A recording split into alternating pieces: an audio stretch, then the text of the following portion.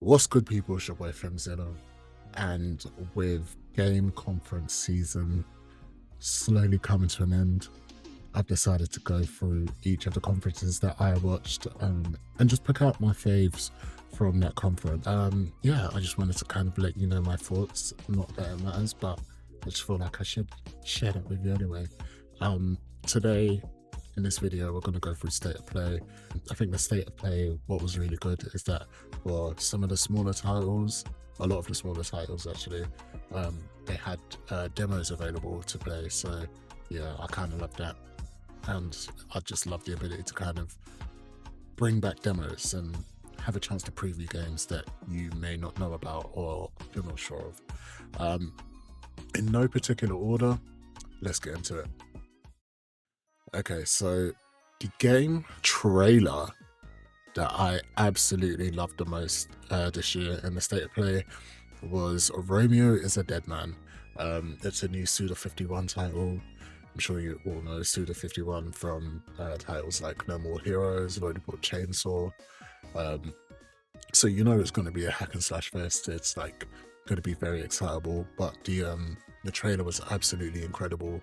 The art styles, the roller coaster of emotions that we went through with the trailer was like insane. So yeah, I'm just really glad to see something new and fresh from Suda51. But unfortunately, we don't have any kind of fixed date or release window. Apparently, yeah, apparently, according to him, there's no set date. He's not too sure when it's going to be out. But yeah, Room is a Dead Man looks amazing. I can't wait to play it, and I hope we get like at least a demo or something very, very soon. Cool. The next game on my list is Silent Hill F.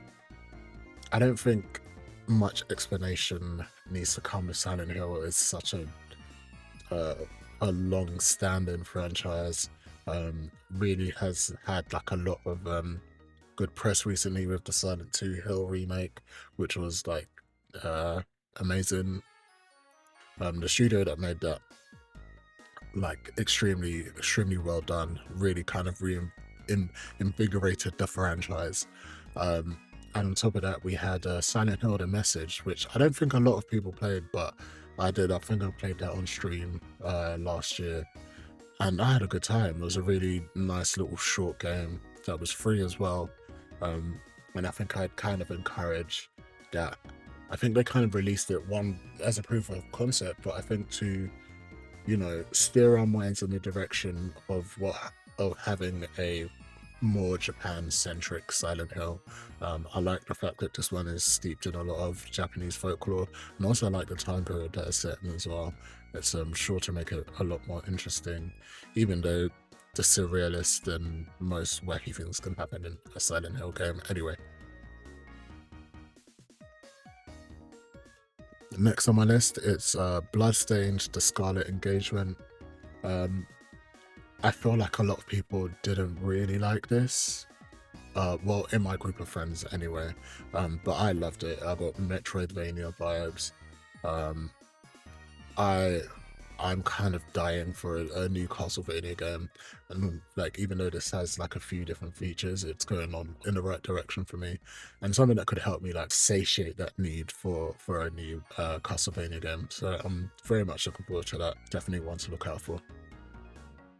Next on my list, I've got Marvel Tokon. Just, you know, I've already dropped a video on this, so I don't want to overspeak on it. But what's not to love is Arxis, and Marvel.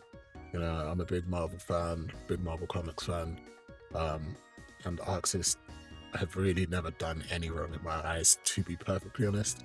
I do liken this to like a resurgence of Western licensed games. Obviously, if you're in the fighting game community or in the anime community, you know there's like a lot of anime fighting games that come out, a lot of licensed properties in Japan that have fighting games, and we haven't really seen much of that since the PS2 era, really. So it could be a good return to form. it could be terrible, but with the preview video and everything that they dropped at State of Play, it looks like there's a lot of passion, time, and energy being put into this. So I'm actually really excited to play this. I don't think we're gonna get it till like mid 2026, but yeah, the fighting game community on this generation of consoles is up, man. We're really getting some good stuff. Another fave on my list was Tides of Tomorrow.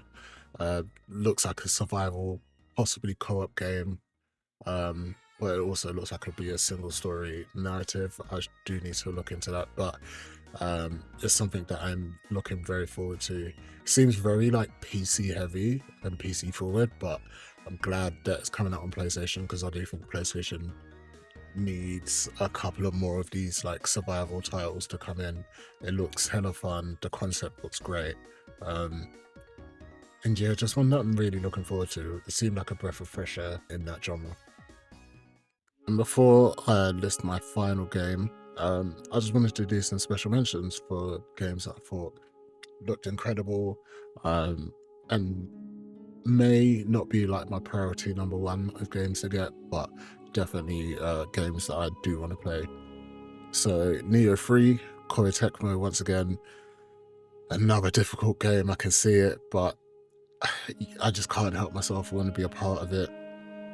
Karen looked great. Top Shots, Everybody Golf looked good as well. Looked like another toxic golf game to play, and I'm never going to deny that. Hirogami looked amazing. I really did enjoy the vibe of that.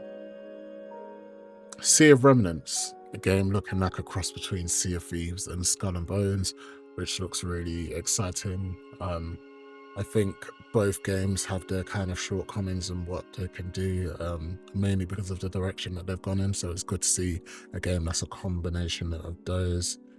And Sword of the Sea, which looks absolutely amazing again, from the devs that brought us Journey. Yeah, it's just looking like another good Sunday afternoon. You play through that campaign in 5 hours and you leave with like a really profound experience. So those are my special mentions. My final game on this list is 007 First Light. Ever since IO announced that they were working on this game, I've been super excited. You know, when I was streaming State of Play, I made the joke, not my James Bond.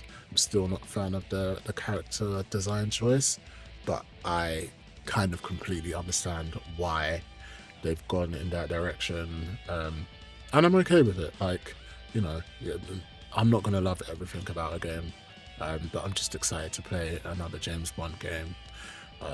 Obviously, people talk a lot about GoldenEye and like not being able to chase that feeling, and I do think that is valid, but obviously this is more of an open world adventure game, which is completely my bag and completely something that I want to explore in James Bond. Like, I remember playing Nightfire and playing the campaign and games like that are more kind of directed. So I'm excited to see what this game brings. IO, you know, done amazing with the Hitman franchise and World of Assassination and everything. So to kind of see that engine being fleshed out, it just shows that like all these smaller, maybe we'll call them AA developers, are really like branching out and kind of getting the recognition and the respect that they deserve. Those were my favorite picks from Sony's State of Play. Let me know what games you really loved.